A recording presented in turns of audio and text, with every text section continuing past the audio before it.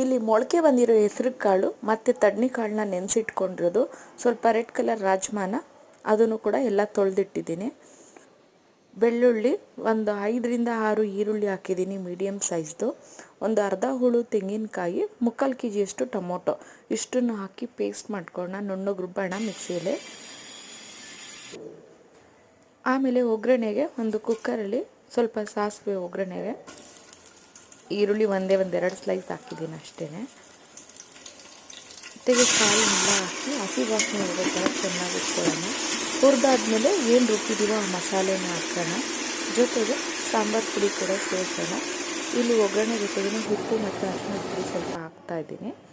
ಖಾರ ಕೂಡ ಸ್ವಲ್ಪ ಒಗ್ಗರಣೆಯಲ್ಲಿ ಹುರಿಯೋಣ. ನಮಗೆ ಖಾರ ಎಷ್ಟು ಬೇಕೋ ಅಷ್ಟು ಖಾರದ ಪುಡಿ, ಸಾಂಬಾರು ಪುಡಿನ ಮಿಕ್ಸ್ ಮಾಡಿ ಕುಕ್ಕರಲ್ಲಿ 3 ವಿಷಿಲ್ ಕೂಗಿಸಿದ್ರೆ ಸಾಂಬಾರು ರೆಡಿ.